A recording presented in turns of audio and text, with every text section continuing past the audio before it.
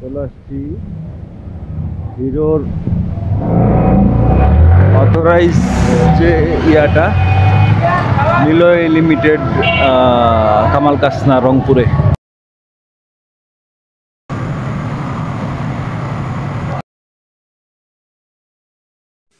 বাজারে যেয়ে বাইকটা রোদ্রে রাখছি আর রোদ্রে গ্লাসটা ফেটে গেছে, মানে এই যে খেয়াল করে দেখবেন ওখানে একটা দাগ আছে, চিট ধরে গেছে, পরে চেঞ্জ করছি।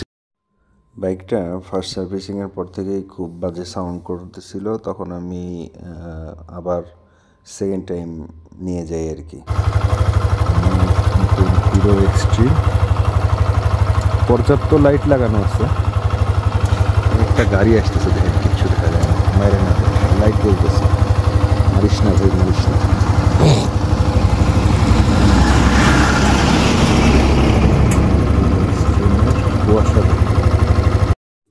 দ্বিতীয়বার সার্ভিস সেন্টারে অনেক কাজ টাজ ওরা রোকার টোকার মিলাই টিলাই দেওয়ার পরেও যখন সমস্যার সমাধান হয় না, তখন আমি আবার থার্ড টাইম, অনেক বাজে সাউন্ড হয়, তখন আমি আবার থার্ড টাইম বাইকটা নিয়ে হিরোর সার্ভিস সেন্টারে যাই। তখন ওরা এটার ব্যালেন্সারটা চেঞ্জ করে আর আপনার আবার রোকার টোকার টাইট টুইট দিয়ে ওরা বলে যে ভাই চালান, দেখেন কী অবস্থা।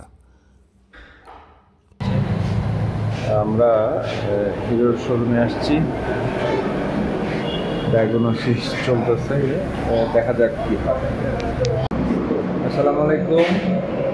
চতুর্থবারের মতো চলে আসছি আমার বাইকের ওই ঘট ঘট ঘট ঘট ঘট ঘট ঘট ঘট সার্ভিসিংয়ের জন্য। তো হিরো ডায়াগনোস করে ওইটার মোটামুটি প্রবলেমগুলো ফাইন্ড আউট করছে এবং স্পেয়ার যেগুলো লাগবে সেগুলো ঢাকা থেকে পাঠানো হয়েছে। তো আলহামদুলিল্লাহ আশা করতেছি হয়ে যাবে আজকে। তো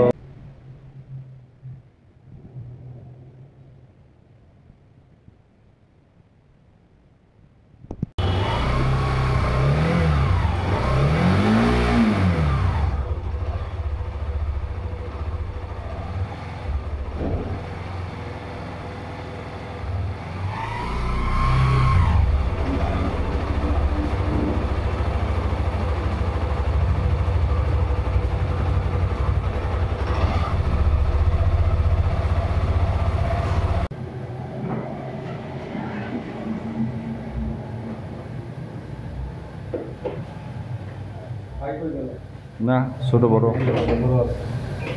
এটি কি বাজে শব্দ। এখন টাইমিং চেঞ্জ করার জন্য এই সাইড কভারটা খোলা হয়েছে।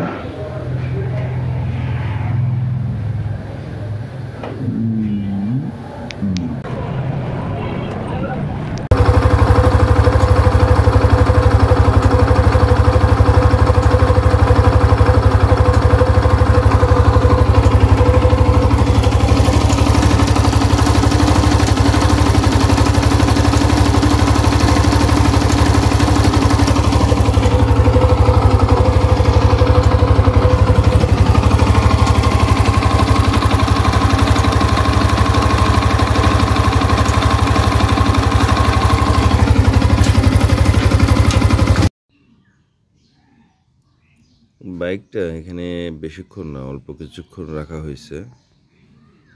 এইটা দেখলাম অয়েল, তো আমি দেখার জন্যে করলাম যে এটা আসলে কি। তো এই যে ইঞ্জিন ট্রেনারটা দেখতে পাচ্ছি, এটার গায়ে হাত দিলাম, এই যে দেখেন অয়েল, এদিক দিয়ে অয়েল লিক করতেছে।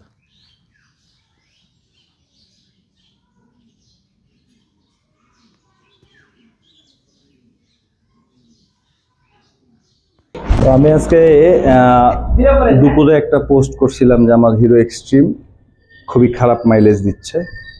তো তারপরে মোটামুটি হিরোর কর্তব্যরত যারা দায়িত্বশীল লোকজন আছেন ওরা আমার সাথে যোগাযোগ করছে এবং তারা আশ্বস্ত করছে যে না, গাড়ির মাইলেজটা তারা ঠিক করে দিবে।